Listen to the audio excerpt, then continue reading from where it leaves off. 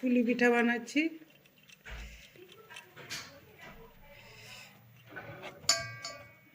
এই নারকেলের পুর ভরে দিচ্ছি।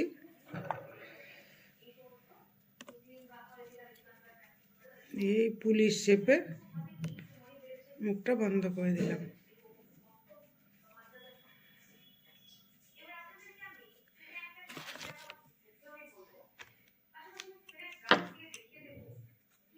আরেকটা নিয়ে নিলাম।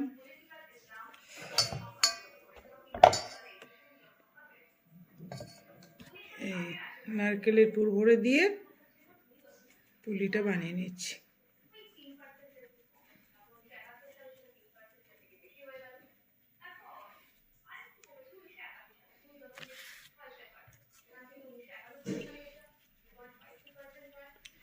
আরেকটা নিয়ে নিলাম।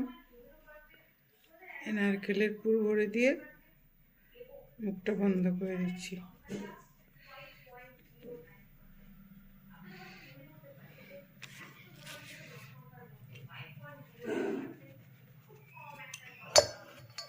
একটা নিয়ে নিলাম, নারকেলের পুর ভরে দিলাম, দিয়ে মুখটা বন্ধ করে দিচ্ছি।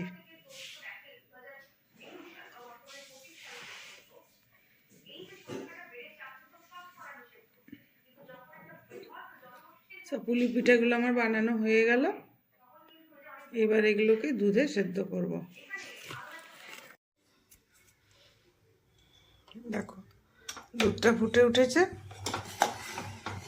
এবার একটা একটা করে পুলি পিঠাগুলো দুধে ছেড়ে দেব। দুধ পুলি বানাচ্ছি।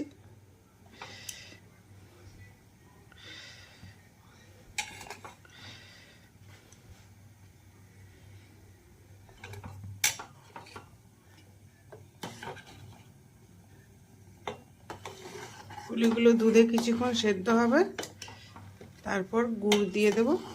গুড় দিয়ে নামিয়ে নেব। এই দেখো পুলি পিঠাগুলো কি সুন্দর দুধের মধ্যে ভাসছে।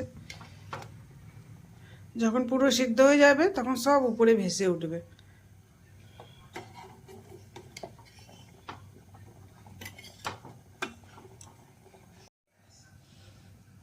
স্বাদের জন্য 1 চিমটি নুন দিয়ে দিচ্ছি।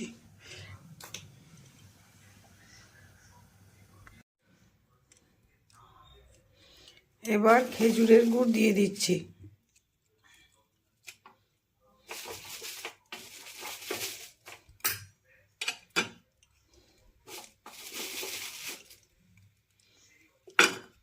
গুড়টা দেওয়ার সময় গ্যাসটা বন্ধ করে দিয়েছি, নাহলে ফুটন্ত দুধে গুড় দিলে অনেক সময় না দুধ ফেটে যায়, সেই কারণেই। দিয়ে এবার এই গরমে গুড়টাকে গলিয়ে নেব। দেখো আমার দুধ পুলি রেডি হয়ে গেছে। এইবার বেড়ে নিচ্ছি।